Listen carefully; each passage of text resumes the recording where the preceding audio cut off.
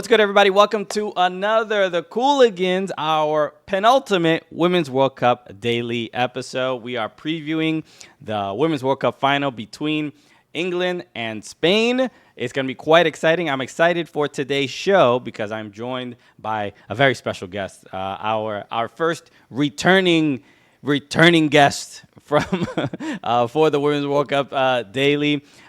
We spoke to him a couple weeks ago. And now we can, commiserate over the U.S. Women's National Team being out of this World Cup and not being in the final. Incredible journalist for Fox Sports. Please give it up for Doug McIntyre. Doug, what's up, man?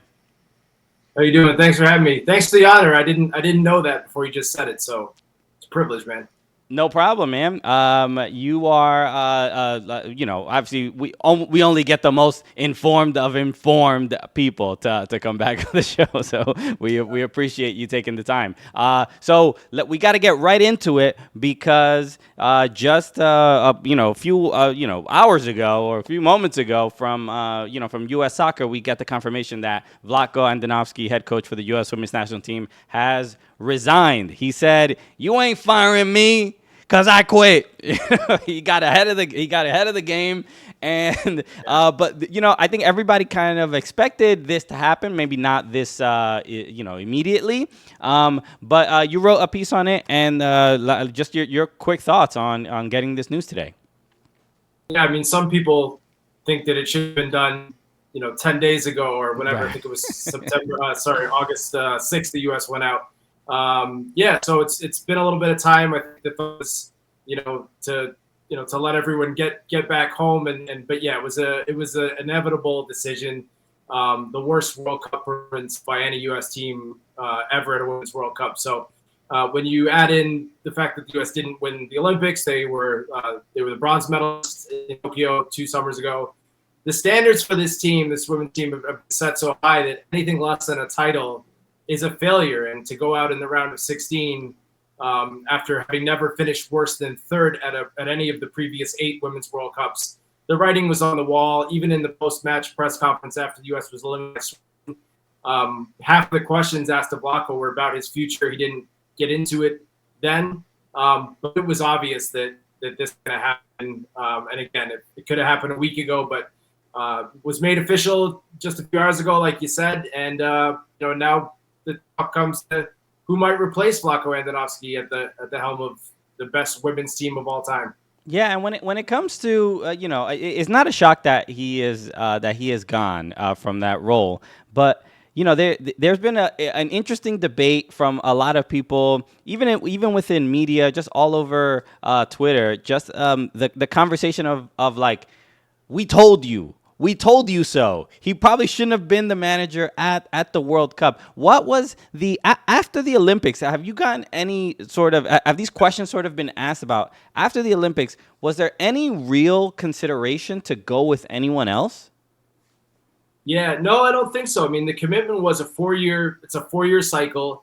And I think in a lot of ways, Vlatko got a pass on the performance in the Olympics. By the way, they lost in the semifinals to Canada, a team that they probably outplayed. They probably should have made the final. But it was a weird Olympics. I mean, it was postponed a year because of COVID. The games were played inside of empty stadiums. So really weird atmosphere. I mean, family weren't really able to come over. The players themselves weren't allowed to, be together in a real kind of setting, right, outside of in the locker room before matches and on the field. They ate in their own pods of 2 or 3 players to prevent the spread of infection. I mean, just completely abnormal. And I think that when U.S. Soccer assessed that tournament, which, by the way, was, it was interesting because Vlatko, he was hired, was given a mandate to turn over the program pretty significantly, to bring in a lot of new blood. We saw that start to happen at those Olympics and certainly continued at the World Cup this summer. So in a lot of ways, I think that it wasn't looked at as thing that was, I mean, obviously you're not going to win every single major tournament, although the U.S. has won more than half of the major tournaments or had coming into this World Cup, Olympics and World Cup combined. So a third place finish not the end of the world, as long as you do well at the next World Cup, which obviously didn't happen. So again, you can look back and say the writing was on the wall. I think there were some very valid criticisms and concerns over the last 4 years, but not all of those were down to Vlatko. I think it's always difficult for a program that's sort of in transition rather, where you have had these great servants that have been on the team for so long, that have won you a World Cup in 2015 and again in 2019. It's very hard to move on from some of those players and bring in completely new blood. So it was very much a team that was kind of caught between two generations, which I think would have made it a difficult job for anybody. A lot of injuries that impacted how the U.S. performed in New Zealand and Australia, but they should have done better than they did. And ultimately, that's why Vlatko Andonovski was let go or resigned. It was by mutual consent. Let's be honest here. He was not getting renewed, but yes, he officially resigned from his post. Yeah. Right. You know, they did it was mutual. It's not you, it's me. You know, it's a very traditional. Yeah. People break up differently nowadays. It's all good. So, and you did mention the fact that they obviously are looking for new candidates. The interim coach. I don't want to butcher her name. Twyla Kilgore. Twyla. Yeah. Is the interim coach for now. But as far as what you're hearing when it comes to a new name to lead this team, is there anyone in particular that like bubbles up more than other candidates? I think there is. I think the first name that came to my mind, and I wrote a story that had 10 candidates, some of them far-fetched, some of them a little out there, and some of them very realistic. And at the top of that list would be Laura Harvey. She came very close to getting the job 4 years ago. U.S. went with Andonovski. Instead, by the way, based on a lot of player feedback, Andonovski came very highly regarded, very good, at player management, which I think was an important thing. There was some tension with Jill Ellis, with some of the senior players. Even though she did as well as she did, winning 2019. But Laura Harvey nearly got the job. So I would think U.S. Soccer will go back to her. It's interesting. She just signed a new contract with the OL Reign in the U.S. So the thought was that maybe she wouldn't be available, or maybe wouldn't even be interested this time around. She seems to prefer the interaction of a club job. But within 48 hours of the U.S. getting eliminated, Harvey came out and said, "Look, it's the best job in the world. It's an honor if my name, is associated with it." It hadn't really been at that point. So the fact that she said that makes me think that there's still a chance that. A good chance that she would be strongly considered, and if she says she's available and interested, she certainly will be considered. Tony Gustafsson, who was Jill Ellis's assistant on 2018 and 2015 champions, just led Australia to an amazing run that ended to England in the semis. They'll play for third place on Saturday. He's a guy that obviously knows U.S. soccer well. They know him well. So I think that those two I think are the first two that come to mind when we're talking about possible replacements for Vlatko Andonovski. Yeah, I know. I saw a tweet from Carly Lloyd, and she had mentioned somebody had asked, about Tony and bringing him on as the coach, and I thought her response was actually kind of interesting. She said that U.S. Soccer, and I'm paraphrasing. I don't have the tweet in front of me, but it essentially said that U.S. Soccer should go in a different direction with like essentially new blood, because there's too much. She used the words, "There's too much history there with," and that's an interesting thing, and I don't know if it's a negative in the sense like maybe a personal relationship with the former coaching staff, or too much history to me is like they won a whole bunch with that history. Why not bring that back? Yeah. It's a fair question. I mean that can swing both ways, as you know. One name I didn't mention, and I think it's important to. Is Serena Vegman, and she's guided England to the World Cup final. She was the coach of she's Dutch. She guided her native Netherlands to the final 4 years ago. U.S. lost. Believe that's the only World Cup game she has ever lost. So she won the Euros with England last summer. She's the best coach in the world. She is that's her reputation. She is the Pep Guardiola of women's soccer. She is the number one. England has come out. The English FA has come out and said, like, preemptively, that we're going to rebuff any approach for Serena. We want her to stay with us. She's under contract to 2025, but we know how these things work. If she wants to leave, it's going to be very hard to keep her. There's no indication that she does. This is pure speculation. I don't know that U.S. Soccer is looking at her, but why wouldn't they be if she's the best coach in the world? They consider this women's program, and rightfully so, the top dog, the best job. Laura Harvey said it's the best job in the world. And if it is, then of course the best coach you would think would be interested in it, or at least, U.S. Soccer wouldn't be doing its due diligence if they didn't at least check out and see if Serena Bigman might be interested.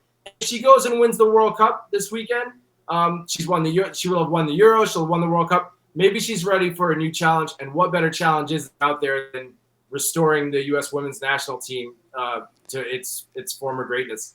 It would be amazing to see. There's a part of me that is like, if she wins the World Cup this weekend, and it is it still the best job in the world? Is it? I mean, I'm clearly a fan, but then when you see the level of improvement, and you see the quality of a lot of these English players, I think there's a fair argument to be made that maybe this new generation of player, or this new generation of even like the way the players are coached, the way they are, the technical ability on all these players on this English team are so impressive.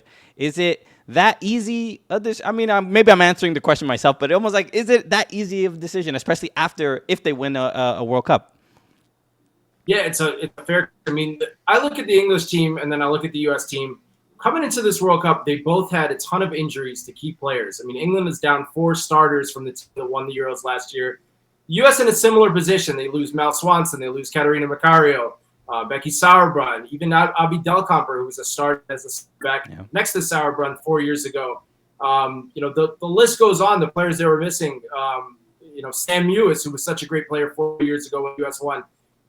But you look at how England handled their losses compared to how the U.S. handled theirs. There's no question. I mean, U.S. soccer and U.S. soccer fans, U.S. women's national team fans like to talk about how deep the U.S. team is. We didn't see the depth get used, really, at this World Cup, which is one of the major criticisms of Vlatko Andonovski. But maybe it is that, they're not quite as deep as you would think. And that's been the impressive thing about the English team, how they've had players able to step in for those that were missing. We saw Lauren James get an opportunity. She gets suspended. There's another player that comes in and steps up in her place. So I agree with you. You can make the argument, and certainly if England wins the World Cup on the heels of the Euro last year, they're the best team in the world.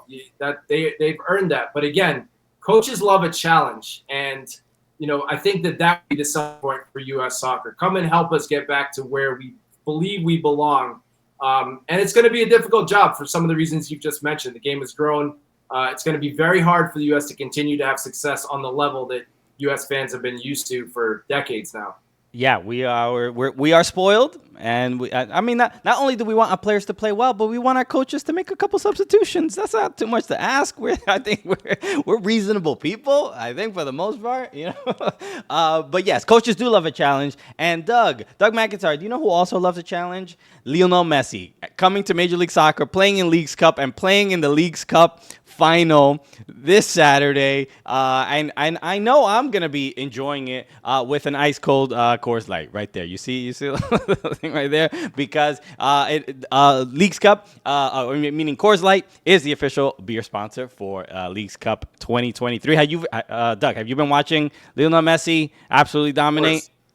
Okay, it's been nothing short of entertaining. It is appointment television. It's been great. I mean, everybody knows, that this man is gonna dominate, except for every single team that he plays against, because they don't know who to mark. They don't know what to do.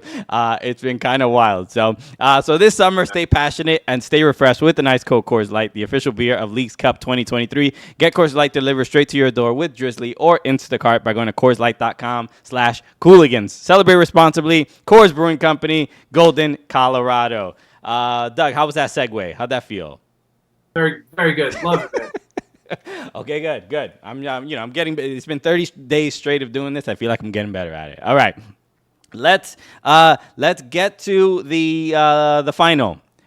England against Spain. Obviously, a lot of storylines, a lot of talking points. Both teams got to the final in exciting fashion, to say the least. I mean, if it felt a little bit like Australia dropped, missed an opportunity more than England sort of seized it. With a few mistakes, but when it comes to in this game and this final, which is sort of a strange, I don't know. It's how do you what's the byline? How do you market this game? Because some people are like, they really wanted to see Australia there, and it would have just been more heartwarming. So England, Spain, and one has a federation that the players and a lot of fans are not like happy with, and then the English also there's a the lionesses are easier to support than the men. So what's the main thing you're sort of excited about when it comes to this final? Yeah, I mean, I think that's the storyline. I mean, England has not been in a World Cup final on the men's or women's side since 1966, right? As the son of Scottish parents, I have to point that out. So it's an amazing opportunity. The ball, it never crossed the line, right? It never crossed the line. Yeah. Well, there you go. I mean, hey, so, home soil and all those things. We'll see if they can win a title. Outside of England, of course, the Euros last year that the Lionesses won, also at Wembley Stadium. No controversy around that one. They deserve that one for sure. But yeah, I mean, look, it's, I think that's it. I mean, the chance to win a World Cup, we know what the sport means in that country. Whatever you want to say about how well their national teams have done over the years, there's no question that that the people of England live and breathe the sport. And they've got, it's been fun to watch them get behind this team that's making them proud. And can they do it? I mean, the storyline for a lot of us coming in was, can the U.S. repeat? Or three-peat, I should say, do what no team, men's or women's, has ever done, win 3 World Cups in a row. But now it's, can England win the World Cup final now that they've made it? I thought they outplayed Australia by a pretty good margin in the semifinal. I agree as a neutral. Australia was a great story. I would love to have seen them play in the final in front of a packed house in Sydney. They'll still get the opportunity to play for third place, which is not nothing, and they can be proud of the way they perform. But player for player, England's a better team. There's no doubt about that. They showed that in that match. So very interesting match. Contrast in styles. Christian, you mentioned the technical ability of the English players. That's true, but Spain is more technical, as you would expect. They are, once they get the ball, very hard to get it off them. And they've been very impressive all tournament as well. So I think it'll be England's toughest game. They haven't been super convincing. Like, it took penalty kicks to get past Nigeria. They weren't great in the group stage, but they've slowly grown into the tournament. But they can't sleep on Spain, because if they do, they're going to lose. So I'm like everyone else, just hoping for a great final. But I think as a neutral, can England break that long drought on the world stage? I mean, that's what the question that we all want answered is on Sunday morning. Yeah, there's a certain level of pleasure and joy sometimes for a lot of non-English people seeing England fail in times when they really need to step up. But I don't think it's the same exact story with on the women's side. I think it is an incredible story. Given that football was banned in England for women for a very long time, and to get to this point, there's a banter that Americans are afraid of, that if England wins, that Twitter will be insufferable for a couple days. But so it's like, if you're a neutral, it's the two interesting stories. I mean, even for the Spanish side, like what if they win? What happens with their issues with the federation? What can we sort of expect? Because it seems like a very complicated, a lot of complicated emotions with that as well. Yeah, totally. In fact, I mean, so Japan beat Spain Spain starts the tournament great, like they look fantastic. They lose to Japan in the group stage pretty badly, and at that point you're saying, are the wheels going to fall off this team? Are they not the real deal? And to your point, they've had a lot of issues with internally of 15 players boycotting the team last year, demanding that, the coach Jorge Vilda be fired basically, or change his methods that some players said were abusive. Of those 15, there's only 3 that have come back to the team. So they're missing starters, players that were starters on that squad aren't there. So to see them continue to have success, we talked about the injuries England has had in U.S. Spain without a ton of their players too. So to be able to do that on top of everything. And Alexia Patel is the best player in the world, the winner of the last 2 Ballon d'Or trophies. We thought she would play a larger role to this point. She hasn't, and they still haven't missed a beat. I mean, she's only started 2 of the games. She's 155 minutes total, which is amazing. I mean, it's crazy what they're doing.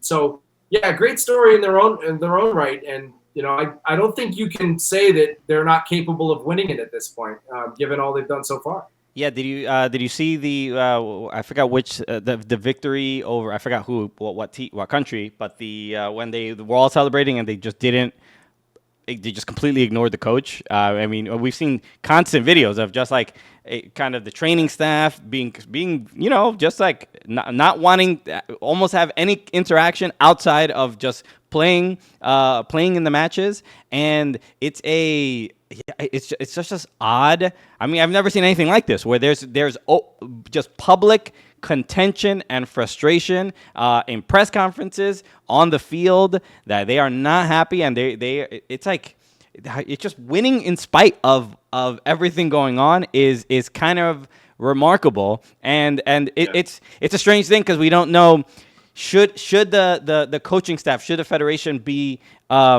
praised in some way, and you can't say they can't be praised at all, but it's like who's. I mean, I think for the most part, the public will always kind of side with the players, given that, when you hear the allegations and everything that they're mentioning, you're like, all right, this sounds like a pretty, like, I don't know, just a frustrating sort of coach, very strict, just not very respectful, and it'll.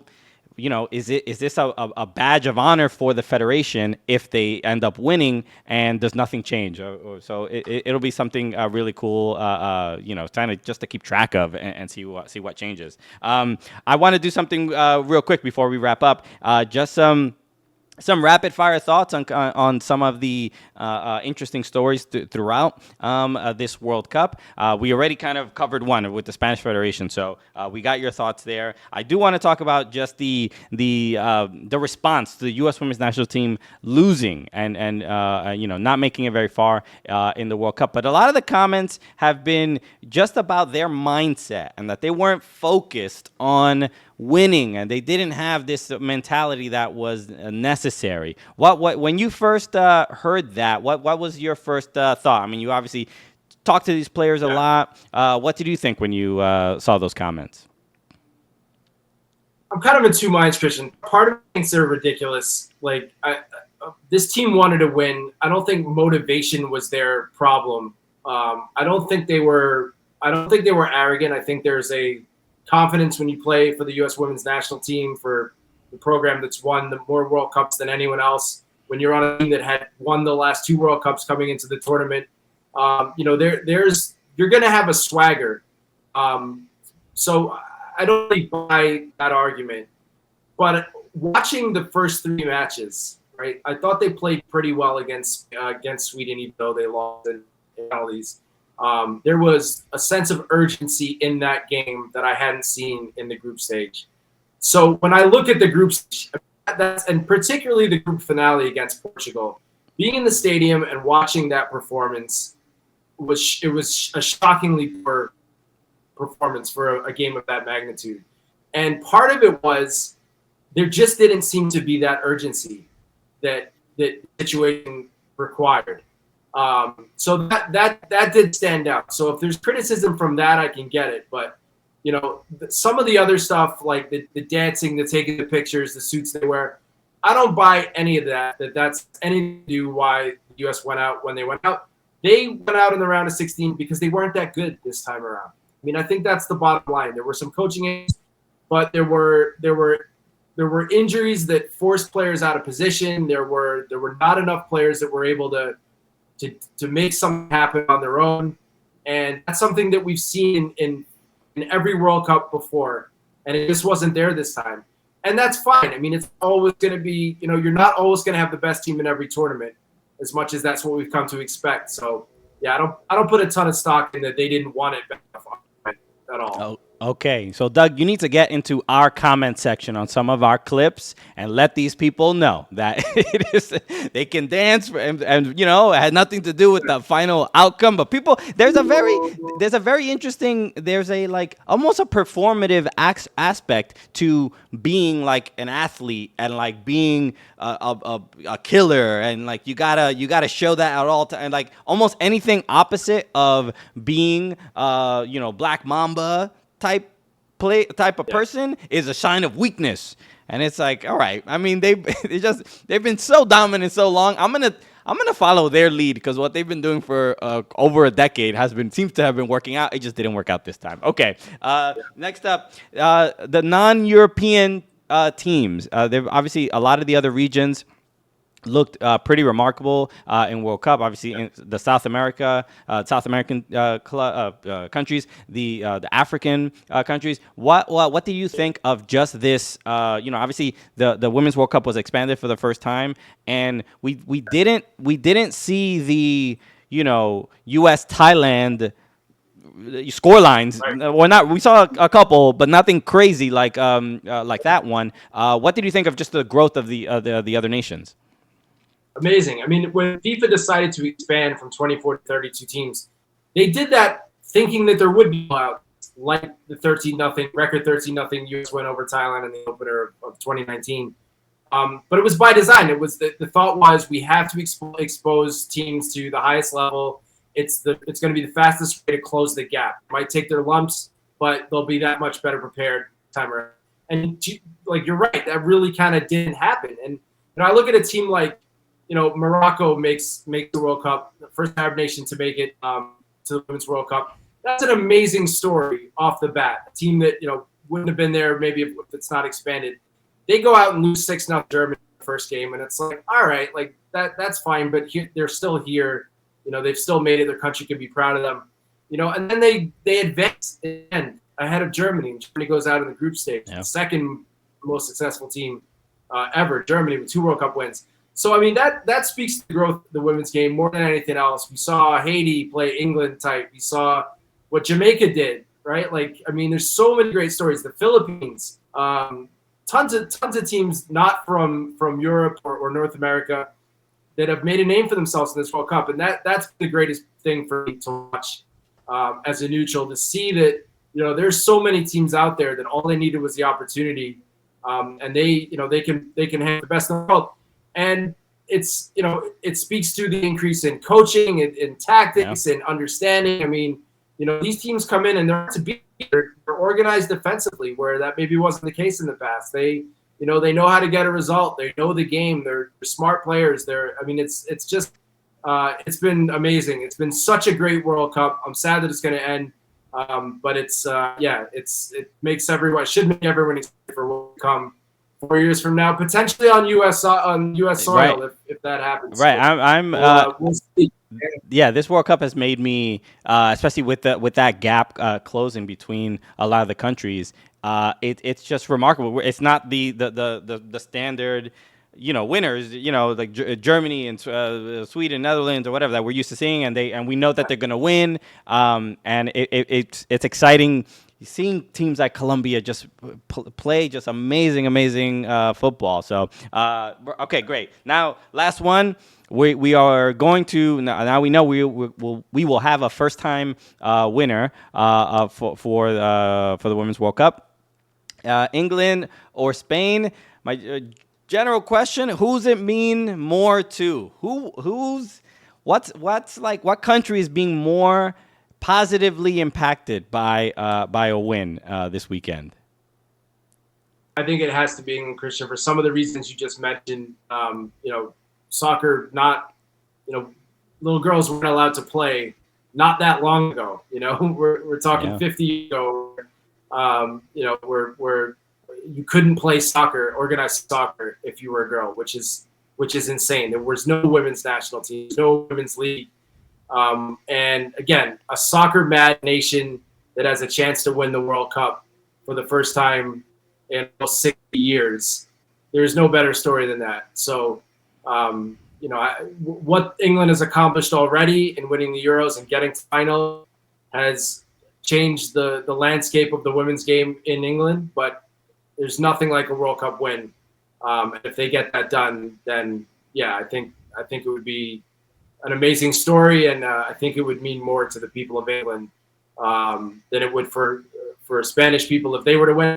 But it would mean a lot for Spain too. Don't get me wrong. But if you ask me whether, I'd have to say England. Right. For all those reasons. Yeah. And Spain won a World Cup not too long ago, so it's it's definitely in people's. They got this. Yeah, they're good. They're good for now. They can wait a while. So, all right. Yeah, look, the World Cup's obviously this Sunday at the final at 6 a.m. Eastern time. And I'm excited to watch it. It's going to be great. This has been a wild World Cup, incredible, storylines, seeing the growth of the game. The comment section on everything has been crazy. So it's people are active this World Cup more than ever. So Doug McIntyre, thank you so much for joining me. Just let people know where they can find you and follow you, and where they can check out your work. Yeah, Fox Sports. Just me, my colleagues Martin Rogers, Lake, and Littman, who will be at the final on Sunday. Check out all our work there. I'm on Twitter at Doug McIntyre. But yeah, great tournament to cover. Great to talk about with you, man. And enjoy the final on Sunday. Yeah, likewise. Thank you so much for joining me. Everybody, make sure you subscribe to this podcast on whether it's on YouTube. And yes, and we will be back. Our final episode is going to be on Sunday. We will do a great episode. We're going to be in studio. It's going to be a lot of fun. So after you watch the game and after you have your breakfast, you can watch the Cooligans, and we'll recap the final. So, as always, make sure you subscribe on YouTube, Apple Podcasts, Spotify. Leave a review on Apple Podcasts if you haven't yet, and we will be back on Sunday with our final episode of the Women's World Cup Daily. It's been a wild ride. Thank you everybody for joining us so far. We got one more, and it's gonna be great. Doug McIntyre. I'm Christian Polanco. Peace, everybody.